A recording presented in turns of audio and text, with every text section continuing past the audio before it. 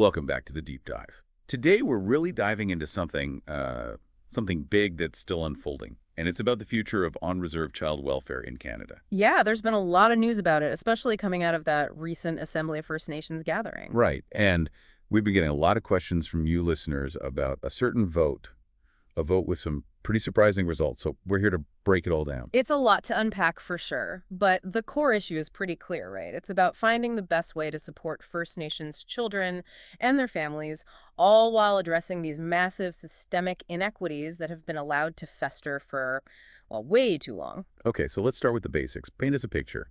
What actually went down at this Assembly of First Nations gathering? So, the Assembly of First Nations, or AFN, held a special gathering in Calgary.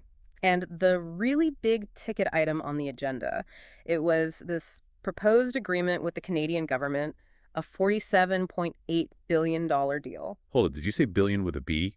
Billion, as in with a B. $47.08 of them.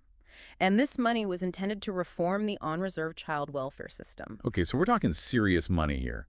This clearly wasn't some last-minute thing. This agreement must have been years in the making, right? You're absolutely right. This goes all the way back to a major Canadian Human Rights Tribunal ruling. They found that the existing child welfare system was actually discriminatory against First Nations children. And so the tribunal ordered both financial compensation and these major systemic changes. Okay, so we've got years of legal battles, a long history of injustice, and then this massive agreement lands on the table. So what happened? What did the Chiefs decide? And this is where it gets really interesting. The Chiefs actually voted against the proposed agreement. Wait, they turned down $47.8 billion? There's got to be more to the story than that. Oh, you better believe it. You're right. It's about a lot more than just the money. So tell us more. What else is going on here? Well, a lot of chiefs felt that while the agreement was a step in the right direction, it just didn't go far enough in addressing some of the really core concerns. Like a what? What were their biggest sticking points? One of the big ones was this issue of autonomy, of self-determination. A lot of chiefs felt like the agreement, as it was written, didn't really give First Nations communities enough actual control over how these child welfare services would be delivered in their communities. So it's about having the power to make the decisions that they believe are best for their own children and their families, and to be able to do it based on, their values, their traditions. Exactly. And it's important to understand that this wasn't just about rejecting the agreement. They didn't just vote no and walk away. They actually passed this whole resolution outlining a very different path forward. Okay, so let's dig into that resolution, shall we? What exactly are they proposing? Well, one of the big things they're calling for is the creation of what they're calling a Children's Chiefs Commission. And this commission, it would be made up of leaders from First Nations communities all across Canada. And what would this commission do? Their job would be to negotiate a brand new deal with the government, one that hopefully addresses all these concerns. So it sounds like they want to hit reset, basically. They want to go back to the drawing board with a more representative group of people who can speak to the needs of their communities. You got it. They're saying, we're not going to just accept a deal that doesn't work for us. We're going to build our own table. Wow.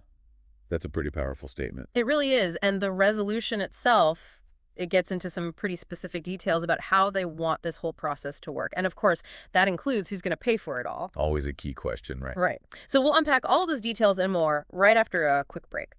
All right, so before the break, we were talking about how the Assembly of First Nations actually voted against this massive $47.8 billion agreement. And how they're really trying to take control of this process, really shape it in a way that works for them. Exactly. So let's get into the specifics of this resolution they passed. What exactly does it say about how they want this whole thing to work? Well, like I was saying, they get into some pretty important details. For example, they're calling for an independent First Nations-led technical secretariat. Okay, hold on. In plain English, what does that even mean? Basically, it means having a dedicated team of experts for each province and territory. And these teams, they'd provide support and guidance throughout this whole process. Support and guidance on what, exactly? Think about it. Child welfare reform. That's a huge undertaking, right? So these secretariats would help navigate all the complexities, but from a place of really understanding the unique needs and priorities of that specific region. So it's about making sure that things aren't just being dictated by the federal government from way up top. Exactly. It's about having that regional expertise, ensuring that any new agreement actually reflects the diversity of, First Nations communities across Canada. Which makes a lot of sense. Canada is huge, Yeah. and First Nations communities in one area are going to have different needs and priorities from those in another area. Right. One size fits all, definitely not going to work here. And alongside those regional secretariats, the resolution also puts a really strong emphasis on the need for stable and sustainable funding. Well, yeah, I mean, you can't exactly overhaul a system as important as child welfare without guaranteeing that there's going to be enough money to actually make it work, right? Exactly. It's about long-term commitment, not just a one-time payment. Right. And the resolution actually directly calls on Canada to implement this kind of stable, ongoing funding. They're not shying away from making their needs clear. Not at all. And I think that really speaks to the significance of this whole thing, this resolution. It's about a lot more than just saying no to the money. It's about laying out a whole different vision. So it's a rejection, but it's also a roadmap. Exactly. It's them saying, this is how we want to move forward in a way that's collaborative and that truly empowers our communities. And that brings us back to what you were talking about earlier about how this isn't just about rejecting an agreement. It's about rejecting a system that hasn't served these communities well. Right. It's about understanding the historical context here. The chiefs who voted against this deal, it's not that they're against change, right? They just reject this top-down approach that doesn't actually reflect their experiences, their needs. It's about wanting to break free from a system that has failed them for so long. Exactly. And taking control of their own futures, especially when it comes to something as crucial as the well-being of their children. So they've put their foot down. They've laid down a marker. They're demanding something different. This Children's Chiefs Commission, the call for stable funding, these regional secretariats, what's next? What happens now? Well, that's the million-dollar question, isn't it? It was a bold move, that's for sure. And now all eyes are on the Canadian government to see how they respond. Yeah, because there's a lot at stake here, both for First Nations communities and for the whole idea of reconciliation in Canada. Absolutely. Do we have any sense of what the Chiefs are hoping to see in a new agreement, like beyond just these big picture structural changes? Definitely. The resolution actually gets pretty specific about some of their goals. For instance, they're really emphasizing the importance of any agreement upholding the rights of First Nations children to actually grow up in their communities. That's huge. It's about more than just like physical care, right? It's about preserving their cultures, their languages. Exactly. It's about recognizing that those connections are crucial for their well-being. And there's also a big push for a system that prioritizes things like prevention and early intervention. So instead of waiting until a family is in crisis, it's about giving them the support they need right from the start. Right, because ideally you want to keep families together whenever possible. It sounds like they're trying to shift the focus away from apprehension and towards, strengthening families and communities. Exactly. It's about providing the resources, the services that empower these communities to care for their own children. To ensure that they can thrive. Exactly. When you lay it all out like that, it really highlights the difference between just throwing money at a problem and actually creating meaningful, lasting change. It really does. It's about addressing the root causes. Right. And making sure that any solutions are actually driven by the people they're supposed to be helping. So as we kind of wrap our heads around all of this, what are your big takeaways here? What do you want our listeners to really understand about this whole situation? I think the biggest takeaway for me is just how crucial it is to actually listen to the people who are most affected by these policies. In this case, that's First Nations communities. Exactly. They're the ones with the lived experience, the ones who truly understand the challenges and what needs to change. And it's a good reminder that, true progress, true reconciliation, it requires more than just money. 100%. It demands a fundamental shift in power and a real genuine commitment to self-determination for First Nations people. This has been such an important conversation. Thank you so much for walking us through it all. Of course, it's been my pleasure.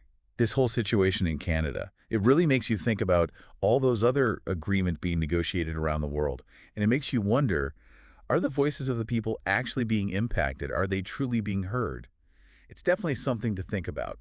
Thanks for joining us on the deep dive, everyone. Wow. When you put it like that, it really hits home like the difference between just throwing money at something and actually trying to create real change that's going to last. Yeah, it's not just about putting a Band-Aid on a problem, is it? Exactly. And these chiefs seem to really get that, they're trying to get to the root of the issue. Absolutely. And it's not just about right now either.